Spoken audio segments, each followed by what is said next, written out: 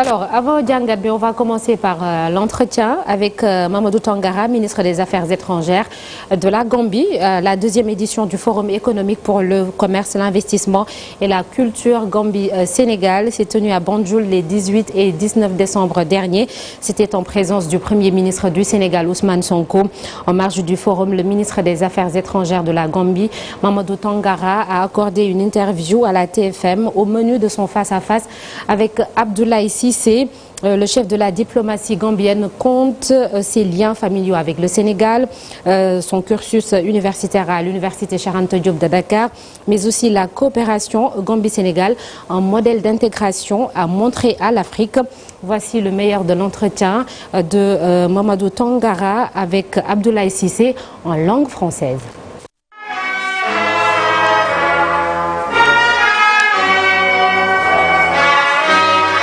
Merci d'être avec nous. C'est une interview qu'on aurait pu faire dans peut-être plusieurs langues. On aurait pu arriver et dire à l'invité que je vais rejoindre tout à l'heure, bonjour, bienvenue. Ou alors on le dit, welcome sir. On peut aussi lui dire, Moro Imimbara. Ou encore à une langue qui est commune au Sénégal et à la Gambie. Serigne bi jërëjëf. Ci dalal bi. En plus, c'est quelqu'un qui a le parti pris du français, francophile du reste. Ceci révèle simplement la profondeur des relations entre ces deux pays, profondeur des relations revivifiées à l'occasion de la deuxième édition du Forum économique pour le commerce, l'investissement et la culture entre le Sénégal et la Gambie. Une deuxième édition présidée conjointement par le vice-président de la Gambie, Mohamed B.S. Diallo, on salue au passage, et le premier ministre Ousmane Sonko, qui était hôte de la Gambie avec une forte délégation. Ils ont balayé les actes de coopération et nous sommes très heureux de rejoindre à présent quelqu'un qui symbolise la Sénégambie, puisqu'on peut faire cet entretien en français. Monsieur Tangara, merci beaucoup. Merci à vous de venir. Vous êtes le chef de la diplomatie gambienne, ministre des Affaires étrangères. Nous sommes très heureux aussi que vous soyez francophile. Quel est votre lien déjà avec le Sénégal? On peut le rappeler aussi, vous avez fait votre parcours universitaire avec l'université Cheikh Anta Diop. Tout à fait, tout à fait. C'est un lien très fort avec le Sénégal. Et là où je suis aujourd'hui, c'est la plupart de mes parents qui sont au Sénégal. Ma mère a ses sœurs qui sont à Mbour, Elendour, d'Avokunda. Tout ça, c'est vraiment la fête. Vous savez que vous me faites plaisir parce que moi-même je suis d'Embo et voilà, cette famille je la connais parce qu'on a c'est les grandes familles sorcières d'Embourg. Ça c'est une chose formidable que je découvre aussi. Hein. Merci en tout cas de nous accueillir. Nous étions dans cette deuxième édition du forum. Finalement, qu'est-ce qu'il faut en retenir puisqu'on est à la fin, les experts vont tirer les conclusions. Qu'est-ce qu'il faut en retenir? La volonté de cheminer ensemble et une relation qui va être fondamentalement basée sur la sincérité et la vérité. Parce que comme je le dis très souvent, la Gambie et le Sénégal, c'est une nation avec deux États. Et nos destins sont inextricablement liés. Donc, je dis très souvent qu'entre nous, ça ne peut pas être de la diplomatie classique. C'est pas une diplomatie de jeu de but, parce qu'on a des intérêts communs qu'on doit préserver ensemble. Et hier, si vous étiez à l'ouverture, il y a un historien qui a rappelé le Hassoun, que je salue au passage, qui est un frère, comment le Sénégal a toujours accompagné la Gambie dans tous les grands événements, dans tous les grands moments de son histoire, de l'indépendance jusqu'à aujourd'hui. Et plus récemment, on a vu l'apport que le Sénégal a apporté pour le succès du sommet de l'OCI. Et là, nous rendons hommage au président Diomaye Faye qui nous a dit qu'il voulait juste prendre le pouvoir. Le président, quand nous sommes allés le voir, il nous a dit tout ce dont vous avez besoin, qui se trouve à la disposition du Sénégal, qui se trouve ici au Sénégal, on le mettra à la disposition de la Gambie. Et même si nous ne l'avons pas, nous allons chercher ailleurs pour vous appuyer. Parce que quand la Gambie organise, c'est le Sénégal qui organise. Comment approfondir ces relations-là et surtout, quels sont les chantiers à explorer pour vous aussi? Bon, ce qu'il faut surtout retenir, c'est cette forte volonté politique de faire avancer les choses. Vous avez entendu hier le Premier ministre du Sénégal, son Excellence Ousmane Sonko, quand il a fixé la date très haute, parce qu'il trouve que le niveau de coopération d'échange entre la Gambie est faible. Oui. Et ça, je pense, ça démontre de façon très claire cette volonté politique qui vise à faire avancer les choses. Parce que une Gambie prospère ne peut qu'être bénéfique au Sénégal. Un Sénégal prospère ne peut être que bénéfique à la Gambie. Parce que nos deux peuples sont tellement liés que chacun peut profiter de cette prospérité. Et quand il y a la prospérité, les gens sentent le devoir et l'obligation de préserver ça en faisant en sorte qu'on ait la paix et la stabilité. Quels sont, par exemple, vous, Gambie, en tant qu'État gambien, les axes sur lesquels vous pensez pouvoir aller tirer profit dans votre coopération avec le Sénégal? Nous, on a tout à tirer profit de notre coopération avec le Sénégal. On n'a pas besoin d'aller très loin pour aller chercher ce qu'on a à côté de nous. Et comme je dis, nous devons représenter un exemple d'intégration. Que l'Afrique doit venir copier et puis que ça fasse tâche d'huile. Vous parlez de donner l'exemple. Évidemment, on le sait, la zone CEDEAO est un peu traversée quand même par cette crise avec nos voisins de l'autre côté qui ont constitué un ensemble de 3 pays. Les chefs d'État viennent de finir le sommet de la CEDEAO avec une échéance quand même qui inquiète tout le monde. Quelle peut être la partition que chacun peut jouer, surtout le Sénégal et la Gambie peuvent aussi porter une seule voix dans cette CEDEAO, c'est possible? Oui, on porte toujours la même voix. De toute façon, depuis des lustres, nous sommes toujours sur la même longueur d'onde. Pour ces décisions de nos 3 pays frères qui ont décidé de quitter, c'est une décision souveraine qu'il faut respecter. Et moi, je pense honnêtement qu'aujourd'hui, les positions sont antinomiques. Il est très difficile de concilier les deux positions parce que la vérité, c'est que chacun a pris une position et s'est braqué sur cette position. Mais ce qui est sûr, c'est que même s'ils quittent la CEDEAO, ils restent nos frères. Ce ne sont pas nos ennemis. Et on va trouver un autre cadre de coopération pour travailler avec eux. Et cela ne doit pas impacter sur la libre circulation des personnes et des biens. La Mauritanie a quitté la CEDEAO, mais ce n'est pas pour autant que nous sommes des rivaux ou bien des ennemis. Monsieur le ministre Tangara, vous remercier. Merci infiniment de nous avoir accueillis en présence de vos collègues, de votre ministre qui sont avec nous, que nous saluons au passage. En tout cas, merci pour l'accueil à la délégation sénégalaise pour ce magnifique forum, 2e édition du Forum économique pour le commerce, l'investissement et la culture, événement qui sera clôturé par la légende de la musique gambienne, Djaliba, qu'on ne présente plus. Ça nous devons vous féliciter et de vous souhaiter tout le bonheur et de voir TFM aussi prospérer, parce que beaucoup de Gambiens sur TFM et nous sommes très contents du travail que vous faites. Donc, il est important qu'on puisse se voir à travers nos propres yeux. Si c'est TFM, c'est nos propres yeux, donc on ne va pas se voir à travers le plaisir déformant des autres. Donc, il est important qu'on puisse aussi épauler nos médias pour porter la voix de l'Afrique, porter la voix de la Sénégambie, porter la voix de nos nations. Merci beaucoup. Excellent contrainte. Nous n'avons pas abusé de votre temps. Merci en tout cas de nous avoir consacré ça. Et vous êtes chez vous. Merci. Merci pour tout. Merci. Merci beaucoup Abdoulaye Cissé. Alors comme tu l'as dit au début, tu aurais bien pu faire l'interview en Wolof, en Mandingue ou en anglais, mais tu as choisi le français ndax jaar bi mu am fii ci Sénégal. Et puis dégg nañ li mu wax bu baax ci diggante Sénégal ak Gambie lan lañ mën a jàppaat leneen parce que déjà lii sax du ma wax sax avant goût mais lu bëri la ci forum bi nga xam ne moom lañ jagleeloon wàllum commerce, investissement ak culture entre les deux pays. Oui, je pense que ça faisait sens ñu def ko en français. bu ñu fàttalee ni mënoon nañ ko def ci wolof ci c'est peut-être un peu moins parce que c'est moins parlé par tout le monde ou même mais Sénégal ak Gambie li ñu bokkee mooy langue yi nekk Gambie yëpp en fait am na fi. Et ça c'est une particularité. D'ailleurs il y a beaucoup d'ambassadeurs qui étaient invités. Parce que xam nga beaucoup d'ambassadeurs yi nekk en Gambie. C'est des ambassadeurs accrédités. En Gambie yi nekk fii Sénégal ñooy couvrir Gambie donc ñoom ñu bëri ñu ngi fa woon particulièrement d'ailleurs l'ambassadeur de la République l'ambassadeur du Congo Brazzaville par exemple et Congo boo jëlee Congo Brazzaville République démocratique du Congo parce que benn pays la mais ñoom ci seen bopp am na différence ci seeni làkk yoo xam ne nii Sénégal ak Gambie amuñu ko donc Sénégal ak Gambie ni ñu mel pratiquement c'est unique ci àdduna bi que làkk yëpp ñoo ko bokk alors que yeneen pays yi mën nañoo bokk ay làkk mën na am ay différence ak yooyu. L'autre chose li tax ñu def ko en français c'est une tradition quand même Gambie am nañu ay kilifa yu bëri yoo xam ne Sénégal la ñu jànge bu weesoo ñi nga xam ne ci puissance coloniale bi Angleterre wala par exemple Nigéria ak Libéria à l'époque seeni cadres yu bëri foofu la ñu jàngee rawatina seeni magistrats à l'époque mais dañu am tradition wu ñu bëri Sénégal la ñu jàngee boo jëlee par exemple l'ancienne vice-présidente Aïssatou Ndiaye Seydi,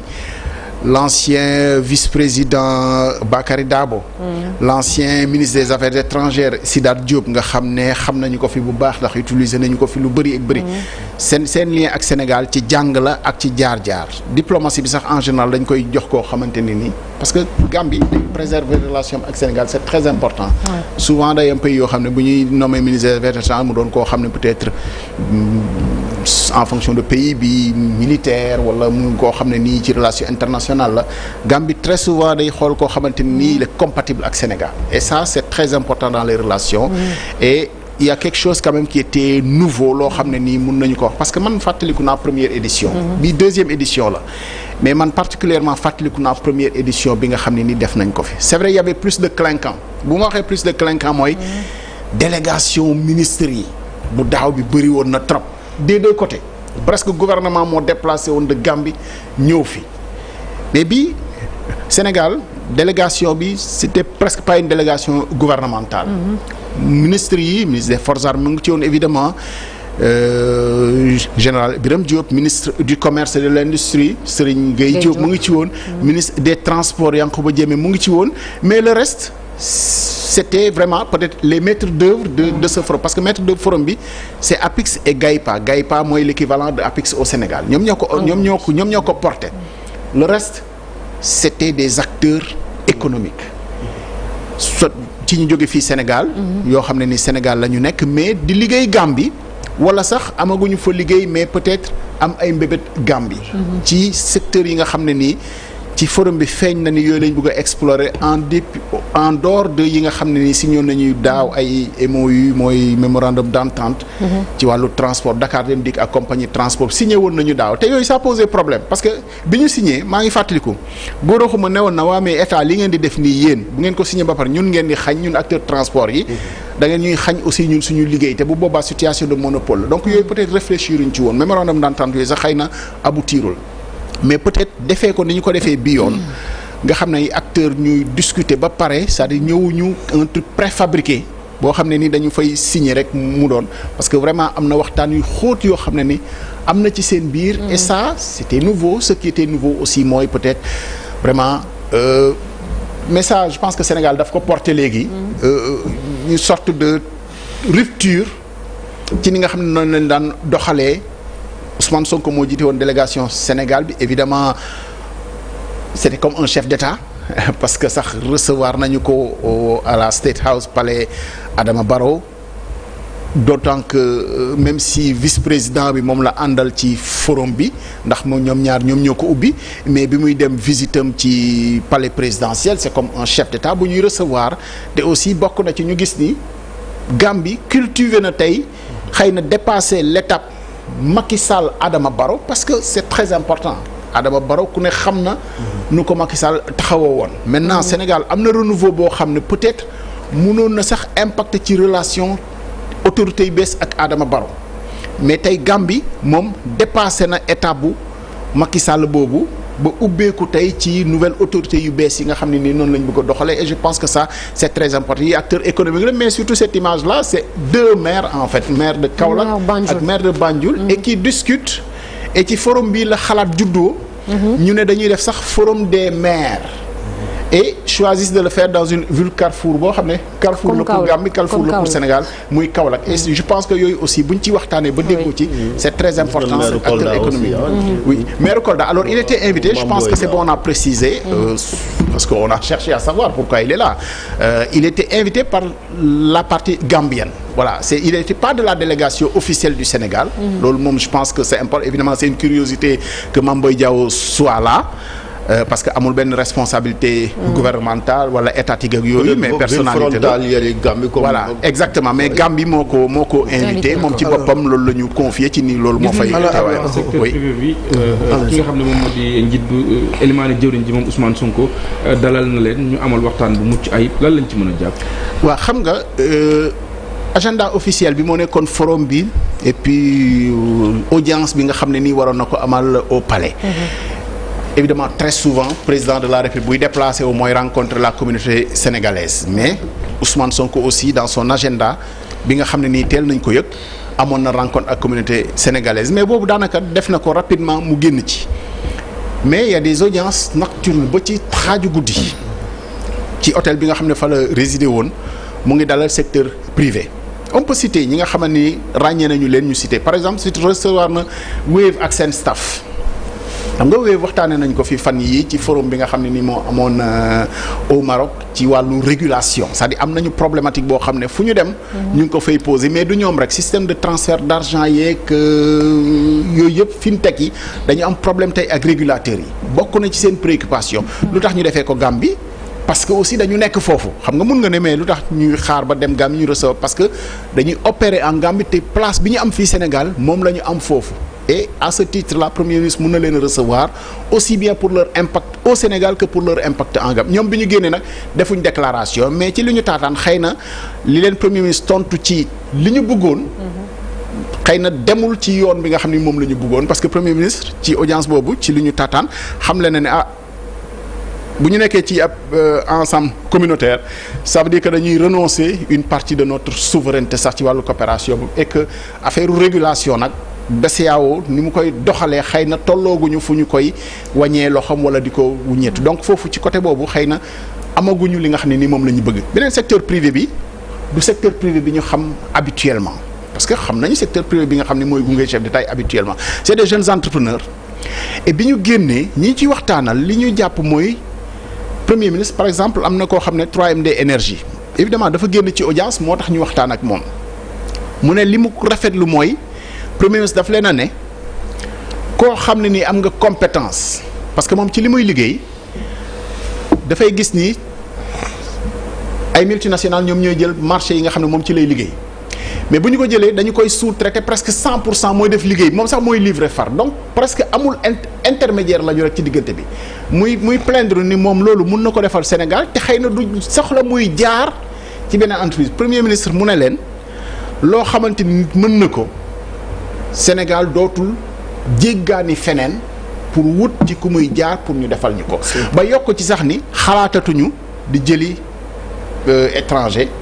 du ñu tudd kenn pour muy tabax par exemple ay kër ak yooyu xam nga loolu finalement ba demoon na Sénégal ba suñu promoteur immobilier yi mënatoo jot ci ay yenn marché parce que ñeneen dañuy jóge feneen am seen xaalis seen banque accompagne ñu ñëw tabax loo xam ne ni tabax la ñun am nañu mën a tabax am nañu yooyu peut-être parti pris wu état mooy dimbali leen ci ak yeneen secteurs yu innovants yi ci yi nga xam ne ñooñu ci yooyu la ñu nekk. ñu mën leen a taxawu te loolu c'est un enthousiasme boo xam ne feeñ na ci. ñi nga xam ne ñu secteur privé parce que loolu lu ñu yàgg a jooytu la ci li ñu wax te mënuñ ci woon a am solution xamuñu lu tax ñu leen di teggi d'autant que c'est des entrepreneurs yoo xam ne li ñu amul fii Sénégal ñu ngi koy am à l'étranger entreprise boobu par exemple mu ngi liggéey à Abidjan loo xam ne contractant la directement ak établissement public bi nga xam ne mooy liggéey ci wàllu énergie Abidjan mu ngi liggéey au Bénin de la même façon directement te jaaroo ci kenn mu ngi liggéey en Mauritanie établir na en Gambie ci boppam et mu ngi explorer na une marché te foofu contractant la directement ak l'État donc li muy am feneen te fii mënu ko fi am te ñuy jaar ci ay yeneen i entreprise ba pare sous-traité ko évidemment ça c'est une révolution quand même su fekkee ni premier ministre ni mu ko waxee noonu lañ koy doxalee ci am parti pris wu secteur privé defe naa ni loolu la nit ñi yàgg a jooytu musuñ ci am solution si on ci amee solution enthousiasme boo prononcé léegi forum yi souvent boo musaa na ñëw dañuy sentir même yow sax euphorie bi nga xam ne wala enthousiasme bi ngay dégager parce que dans le milieu des affaires il y a souvent cet enthousiasme des hommes d'affaires nga xam ne dañuy traiter ensemble di aborder ay sujets yu am solo forum Gambie Sénégal bi ndax sentir nga ci enthousiasme boobu de la part du milieu des affaires. waaw xam nga li ñu njëkk a wax Malick mooy constater ni volume d'échange yi entre Sénégal ak Gambie dafa faible de trop que mën nañ ko relever parce que ñaari pays yoo xam ne ni jaxasoo nañu ci lépp et boo déggee Mamadou Tangara ministre des affaires étrangères mu ne mais ñun parce que question moo ne kon état ngeen nag bu ngeen di discuter ak Sénégal état ngeen di discuter lan moo ci seen intérêt mu ne ñun on a tout à prendre du Sénégal c'est-à-dire lépp mën nañu ko jëflante ak Sénégal ba ci wàllu énergie bi nga xam ne ni c'est vital pour une économie Sénégal dafay jox courant Gambie par exemple mais loolu lu ñu gën a mën a yokk la mu war a mën a gën a développer volume d'échange entre Gambie ak Sénégal ça dafa yem rek ci commerce jënd ak jaay c'est très très faible en fait en volume d'échange alors que Premier ministre mu ngi théoriser sax que ni gis nga 8 pôles territoire yi nga xam ne nii moom la référentiel Sénégal 2050 bi muul parce que Gambie continuité territoriale la ci war a doon et c'est vrai parce que Gambie dafa mel ni ci gémmiñu Sénégal la nekk évidemment boo ko dugalul ci 8 pôles territoriaux mën nga am rupture territoriale donc mën na insérer wu ci loolu peut-être élément la boo xam ne bu ñu ko jëlee en compte mën na jur disons ànd boo xam ne mën na yokk Gambie nag c'est bien de le préciser Sénégal 18 millions d'habitants la Gambie fait à peine 2,7 millions habitants c'est-à-dire Dakar sax moo gën a peuplé Gambie donc du un énorme marché sauf que bu ñu boolee di échanger loo xam ne ni waroon nañ ko jëli feneen wala ñu war ko jaayi feneen bu ñu boolee suñuy doole ça peut faire un potentiel et surtout sur le plan diplomatique et loolu yàgg nañ ci de parler d'une seule et même voix sur la CEDEAO aujourd'hui sur bien d'autres choses yoo xam ne ni Sénégal parfois ay pays yu nekk ci CEDEAO bi duñu ko topp gis nañ fi xew ci diggante Sénégal ak Abidjan ci ay poste ak yooyu léeg-léeg duñu déggoo ba ci prochain président par exemple Banque africaine de développement nga xam ne diplomatie la te Sénégal yi ngi jàppale Amadou Hott pour mu jël poste bi yooyu yëpp c'est important kon booy dem ci institution yu mel noonu ngeen boole seen doole ñu xam ne yéen moom benn ngeen juboo ngeen et ci AES bi Sénégal voix bi mu porté te ministre des affaires étrangères moom la porté aussi wax ni xëy na mën nañoo constater ni béy wéy na mbuus mais ñu fexe ba AES boobu bu mu am rupture ci coopération économique ci seen diggante ak Sénégal ak Gambie et je pense que c'est très important. Merci Abdoulaye yaa ngi doon wax sànq Kolda quelqu'un nous précise d'ailleurs que am na ñu bëri ñoo xam ne ay zones frontalières ñoom ci réseau gambien bi sax nag la ñuy nekk parfois parce que couverture bi du fa même monnaie bi y a des parties yoo xamante ni dalasi moom la ñuy utiliser dalasi réseau bi sax léeg-léeg bi nekk fii rëcc dugg fële. voilà mi ngi noonu. pour terminer am na lu ko premier ministre wax bokk doon sax ci forum bi muy recevoir sénégalais yi nekk foofu c'est très important parce que gars yi dañoo jàpp ni bu dee président wala premier ministre comme ni mu fi daan amee nguur yi fi nekk bu tukkee militants yi la ñuy dajal il dit que bu fi ñëwee te état wu Sénégal yónni ko fa doomu Sénégal yëpp yi nga xamante ñoom ñoo fa nekk ñoom lañ fa war a dalal et je pense que quand même ça c'est important. Ouais, c'est important merci beaucoup Chérif alors ñu jàll tout de suite ci suñu gan ñu dalal ko